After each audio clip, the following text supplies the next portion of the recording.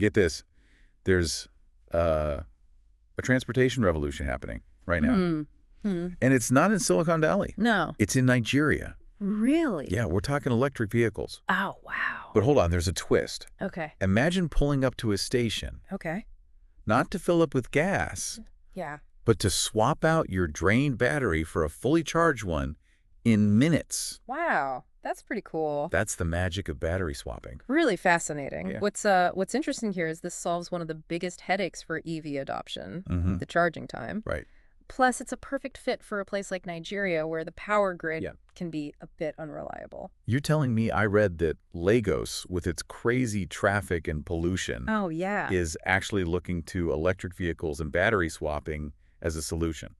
It makes sense when you think about it. Electric vehicles are obviously cleaner, Yeah. but constantly worrying about finding a place to charge them when the power could go out at any minute, Right. it's a deal breaker. Yeah, it's a problem. That's where BS comes in. BESS. Yeah. Battery energy storage systems, or BESS for short. Okay, so let's unpack this BS thing. Right. From what I gathered in these reports, they're like massive power banks, right? Exactly. Giant batteries. They can store energy from renewable sources like solar, Mm-hmm. which is abundant in Nigeria, Yeah. and then release it when needed.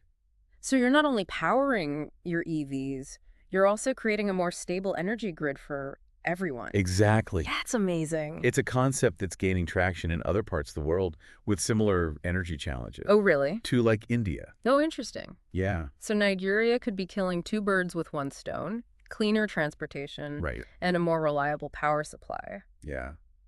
But is this really happening on a large scale yet? It's still early days, but the Okay. potential is enormous. Mm-hmm. Nigeria has a population of over 200 million people Wow. and a rapidly growing economy. Yeah. That translates to a huge demand for transportation and a massive potential market for electric vehicles and the infrastructure to support them.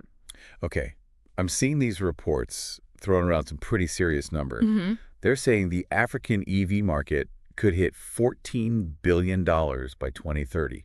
And that's for the whole continent. Wow. Considering Nigeria's population and its rising middle class, it's safe to say they'll be leading the charge. Yeah. What's particularly interesting is this growth isn't just limited to cars.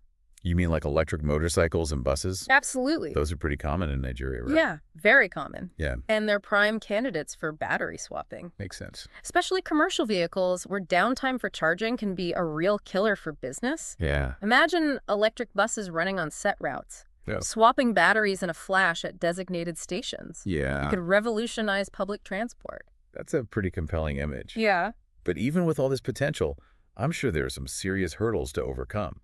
Of course. Like, how do you even begin to set up a network of these swapping stations Right. all over the country? That's a key challenge. Yeah. For sure. It seems like a lot. The upfront costs are significant, Yeah? and there are logistical complexities to consider, Oh, I bet. especially in a place like Lagos with its limited space. Right. Plus, the policy landscape in Nigeria can be unpredictable, Oh, I'm sure. which adds another layer of complexity for investors. I bet. Yeah.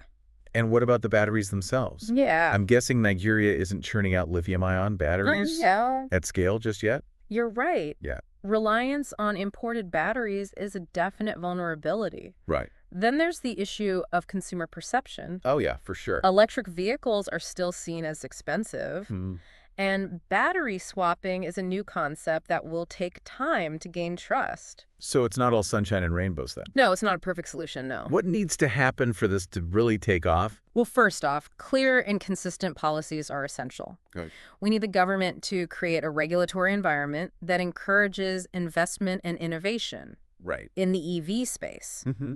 Think tax breaks for EV purchases, import duty exemptions on batteries, Okay. and streamlined licensing processes for swapping stations. Right, because right now it sounds like trying to navigate the regulations Yes, for setting up a swapping station would be a nightmare. absolutely. Yeah. And alongside policies, Mm-hmm. we need strong public-private partnerships. Good. Companies like VoltVault, Volt, okay. a Nigerian startup leading the charge in battery swapping, are showing the way. I read about them. They're doing some really interesting work, partnering with local businesses to set up swapping stations. They're a great example of local innovation. Yeah. But we also need global players to bring their expertise and resources to the table. Makes sense. Thankfully, we're already seeing companies like Tesla and BYD, Oh, wow. as well as established local players like the Stallion Group, entering the market. That's a great. And of course, let's not forget the investors Right. who are crucial for funding this whole transition. Yeah, for sure. Yeah. So it's a real mix of players all working towards this common goal of electrifying Nigeria's transportation. But let's get practical for a moment. Let's say you're someone who sees the potential here and wants to get involved. Okay. Where do you even begin? Well, thorough research is key. Okay. You need to understand the local demand, these specific challenges in Nigeria, Right. and what's already happening on the ground. And it sounds like forging partnerships with government agencies would be crucial. Absolutely. Knowing the ins and outs of the policy landscape Yeah. and advocating for EV-friendly regulations could make or break a venture. Absolutely. Wow. And don't underestimate the importance of quality. Okay. Partnering with top-tier EV and battery tech companies ensures reliability and helps build consumer confidence. And of course, you've got to secure the funding to make it all happen. Whether through investors' grants or development agencies, Sure. starting small with pilot projects is also a wise move. I agree. Allows you to test the waters, Yeah. gather data, and fine-tune your approach before going all in. Absolutely. And don't forget about educating the public. Right. Awareness campaigns play a huge role in highlighting the benefits of EVs and battery swapping, building trust, and ultimately driving adoption. Right. This reminds me of what I read about Example Country in one of the articles. They had a lot of initial resistance to EVs, Yeah. but a well-executed public-private partnership combined with some smart incentives really turned things around. That's an interesting case study. Yeah. However, it's important to remember that each context is unique. Oh, for sure. What worked in Example Country might not translate perfectly to Nigeria. Right. The political and economic landscapes are different, Of course. and consumer behavior can vary significantly. That's a great point. Yeah. Okay, so we've covered a lot of ground here. We've seen the incredible potential of electric mobility and battery swapping in Nigeria, Right. but also the very real challenges that need to be addressed. Right. What really stands out to you in all of this? Well, I think it speaks to a larger trend we're seeing globally. This idea of leapfrogging. Leapfrogging. Yeah, developing nations, Okay. often unburdened by outdated infrastructure, Right. are in a unique position to embrace new technologies and jump ahead in areas like renewable energy and electric mobility. So instead of following the same path as industrialized nations, Right. they can chart a new course, one that's cleaner, more efficient, and ultimately more sustainable. Exactly. That's a pretty exciting prospect. It is very exciting. Yeah. And Nigeria, with its entrepreneurial spirit and young population, has all the ingredients to become a leader in this space. That's great. Imagine if this model of electric mobility, powered by renewables and supported by innovative solutions like battery swapping, becomes a blueprint for other developing countries facing similar challenges. It's like a ripple effect of positive change, starting in Nigeria and spreading outwards. Exactly. What a powerful idea. And it's not just about replicating the technology. Right. It's about sharing the knowledge, the expertise, the best practices that emerge from this journey.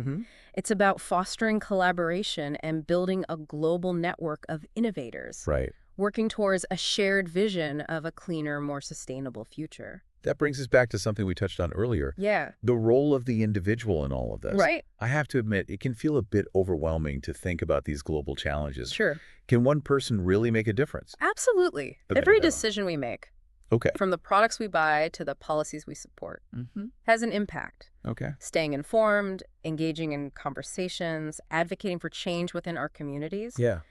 These actions create ripples that extend far beyond ourselves. So whether it's researching electric vehicle options, Right, yeah. supporting local initiatives, or simply spreading awareness about the benefits of clean energy, we all have a part to play in shaping this electric future.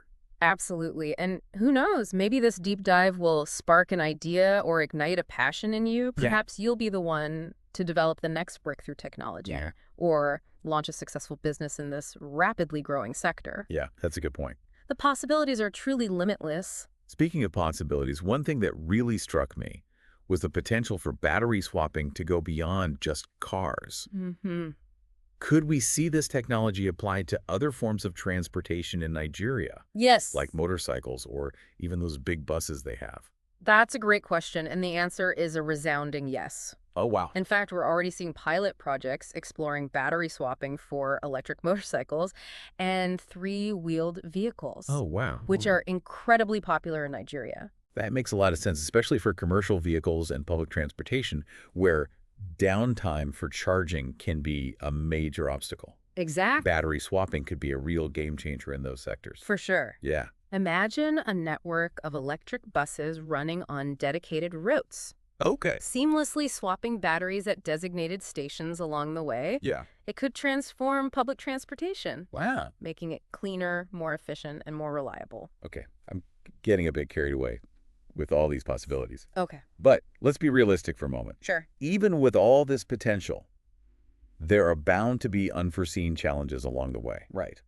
Of course, any new technology comes with its share of hurdles. Right. We've already talked about the need for robust infrastructure, Mm-hmm. reliable battery supplies, Right. and consumer buy-in. Yeah. But there's another critical factor that often gets overlooked. What's that? Standardization. You mean like making sure that different EV manufacturers and battery technologies are all compatible with each other? Precisely. Okay. Interoperability is key. Mm-hmm. We need to avoid a situation where you have different swapping stations and batteries that don't work together. Right. That would create fragmentation and confusion in the market, hindering adoption. So how do we ensure that everyone's on the same page? Right. Is this where government regulations come in? Absolutely. A well-defined regulatory framework is crucial. Okay. It can address issues like standardization, incentivize investment, encourage innovation, and protect consumer interests. It sounds pretty important. It is. Yeah. It's a complex landscape. I bet. But with collaboration between the government, the private sector, and informed citizens, we can create an ecosystem that fosters sustainable growth. It sounds like navigating this transition to electric mobility will require a delicate balance between government intervention, private sector initiative, and consumer demand. That's exactly right. It's a dynamic ecosystem where all the pieces need to work together in harmony. All right, so we've talked about the potential, the challenges, and the role of various stakeholders. But let's bring it back to the individual for a moment. Okay. Aside from maybe buying an electric vehicle, Right. what can everyday Nigerians do to contribute to this electric mobility revolution? Well, for starters, stay informed about developments in this space. All right. The more people understand the benefits and the challenges of electric mobility, Right. the better equipped they'll be to advocate for supportive policies and make informed choices as consumers. That's a good point. Yeah. Knowledge is power, as they say. And speaking of power, I have to ask about the environmental impact of all of this. Sure. Yes, electric vehicles are cleaner to operate. Right. But what about the production and disposal of those massive batteries? That's an important consideration. Yeah. And one that deserves its own deep dive. Okay. While electric vehicles offer significant environmental benefits compared to traditional combustion engines, Right. the production of batteries, especially lithium-ion batteries, Does have an environmental footprint. so it's not a completely green solution. No. There are trade-offs to consider. Exactly. It's about weighing the pros and cons and striving for continuous improvement. Yeah. Thankfully, there's a lot of research and development focused on making battery production more sustainable, Okay. from sourcing raw materials responsibly to developing efficient recycling technologies. That's reassuring to hear. Yeah. It sounds like the key is to approach this transition to electric mobility with a holistic perspective, considering the entire life cycle of these vehicles and batteries. Precisely. It's not just about swapping out one technology for another. Right. It's about creating a truly sustainable system that benefits both people and the planet. Yeah.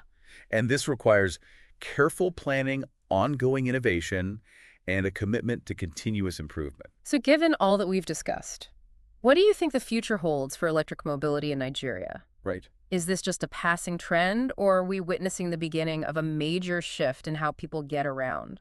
Well, I think it's safe to say this is more than just a passing trend. We're seeing a confluence of factors, rising fuel costs, growing environmental concerns, Right. technological advancements, all pointing towards a future where electric mobility plays a much larger role. Yeah. Not just in Nigeria, but globally. So you're saying Nigeria is actually ahead of the curve in some ways? In a sense, yes. Okay. They're not burdened by the same legacy infrastructure as many developed nations. Right. This allows them to leapfrog ahead, Mm-hmm.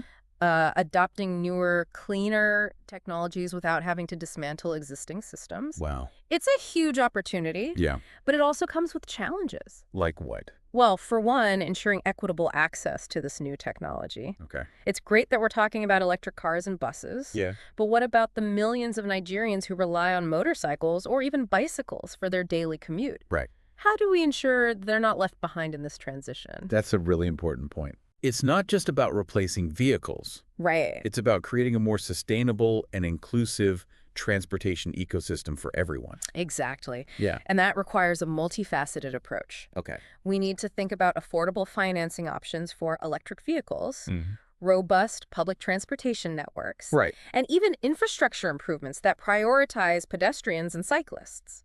It sounds like there's a real opportunity here to not just replicate existing models, but to create something entirely new, Yes. something tailored to the specific needs and challenges of Nigeria. Absolutely. That's exciting. And that's where innovation comes in. Oh. We need to encourage local entrepreneurs, Mm-hmm. engineers, and policymakers to think outside the box, Right. to develop solutions that are both sustainable and culturally relevant. So what would you say to someone listening to this who's thinking, this is all very interesting, Mm-hmm. but what can I actually do to contribute to this electric future in Nigeria? Well, first I'd say don't underestimate the power of awareness. Okay. Talk to your friends and family about this. Mm-hmm. Share what you've learned. Right. The more people who understand the potential benefits of electric mobility, Yeah. the more momentum we can build. So start those dinner table conversations. Get people thinking. What else? Support local businesses and initiatives that are driving this change. Okay. Look for investment opportunities in companies that are developing innovative solutions. Mm-hmm. And don't be afraid to push for policy changes that support a more sustainable future. So it's not just about individual actions. It's about advocating for systemic change as well. Exactly. Remember, this isn't just about swapping out gas guzzlers for electric vehicle. It's about creating a cleaner, healthier, and more prosperous future for Nigeria. Yeah. And that's a goal worth fighting for. Well said. I think we've covered a lot of ground today. We have. We've explored the exciting potential of electric mobility in Nigeria, delved into the challenges, Yeah. and even charted a path forward for those who want to get involved. It's been a fascinating discussion. It really has. And I hope it's given our listeners a deeper understanding of this dynamic and rapidly evolving landscape. If I had to sum it all up, I'd say this. Nigeria is on the cusp of a transportation revolution, and it's powered by electricity. Wow. It's a story of innovation, determination, and a commitment to building a brighter future. I like that. And the most exciting part is that it's just getting started. It is. And who knows, maybe our listener will be the one to write the next chapter in this story. Maybe. On that note, we'll leave you with one final thought to ponder. What role will you play in shaping Nigeria?